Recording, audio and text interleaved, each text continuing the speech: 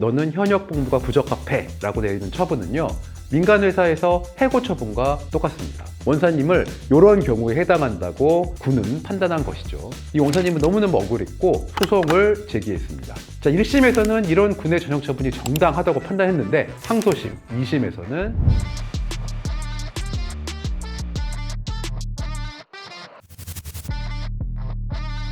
안녕하세요. 군필 변호사 김유돈 변호사입니다. 군에서 어떤 군인에 대해서 너는 현역 복무가 부적합해 라고 내리는 처분은요, 민간회사에서 해고 처분과 똑같습니다. 마찬가지죠, 성격이. 그런데 일반 회사도 해고하려고 하면 정당한 사유가 꼭 인정돼야 되는 등 절차를 엄격하게 근로기준법 등에서 정하고 있는데요, 군, 신분이 보장되는 군인을 해고하려면 명확한 이유가 있어야 하겠죠. 그래서 우리 법은 현역 복무 부적합자에 대한 전역 절차를 엄격하게 규정하고 있습니다. 현역 복무 부적합자 조사위원회의 조사를 거치고 다시 전역심사위원회에 회부를 해서 심사를 받도록 한 다음에 그 결정을 하는 구조로 현역 복무 부적합 처분을 내리고 있습니다. 근데 문제는요, 군에서 이렇게 현역 복무 부적합 처분이라는 매우 개인에게 중대한 불이익이 생기는 처분을 자의적으로 내리는 경우가 있다는 점입니다. 제가 사례 하나를 좀 각색해서 소개해 보도록 할게요. 한 원사님이 평정을 했는데요, 군은 근무 평정을 해서 항상 평가를 하죠. 근데 계속 복무가 부적합하다는 평가를 받게 되었습니다. 평정권자에게 이런 판결을 받게 되면 자동적으로 현부심에 태워지게 되고요. 그래서 현부심 조사위원회, 전역심사위원회에서도 모두 이 원사님을 심의한 다음에 현역 복무 부적합으로 의결했고 전역이 되어버렸습니다. 법에 따르면요, 발전성이 없거나 능력이 퇴보한다, 책임감이 없으며 적극적으로 임무를 수행하지 않는다, 정당한 명령을 고의적으로 수행하지 않는다, 이런 경우에 현역 복무 부적합 처분을 할 수 있는 경우인데요, 원사님을 이런 경우에 해당한다고 군은 판단한 것이죠. 이 원사님은 너무너무 억울했고 소송을 제기했습니다.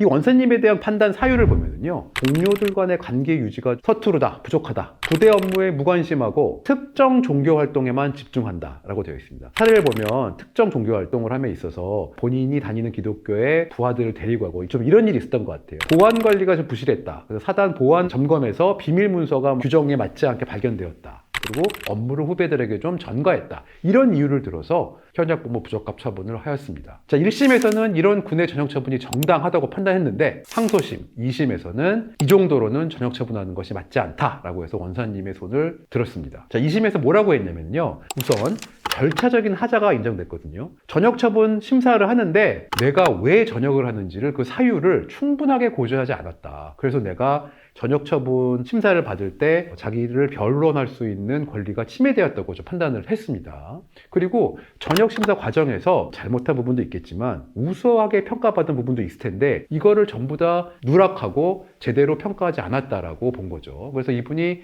3년 연속 사단 경연대회에서 최우수상도 받고요, 여단장으로부터 인증도 받고 하는 이런 성과도 있었음에도 이런 것이 반영되지 않았다라고 본 것입니다. 그리고 자신의 업무 일부를 부소대장에게 맡긴 것 자체가 전역할 만한 사유는 아니라고 봤고요. 물론 보안 문제, 종교활동 문제, 업무 태만 문제가 일부 있을 수는 있지만 이게 전역까지 시킬 정도로 중대한 사유는 아니라고 판단했습니다. 자, 이렇게 같은 사실을 놓고도 1심과 2심이 달리 봤잖아요. 그래서 이렇게 현역 복무 부적합 심의를 받게 되거나 아니면 전역 처분을 당해서 소송을 제기를 해야 될 상황이 되는 경우에는요, 자신이 잘한 일, 그 잘못한 일은 왜 이렇게 자기가 좀 잘못을 했는지를 명확하게 변론을 해서 현역 복무에 부적합한 정도의 잘못을 하지는 않았다는 점을 명확하게 재판부에 알려서 자신의 권리를 지켜내야 할 필요가 있습니다.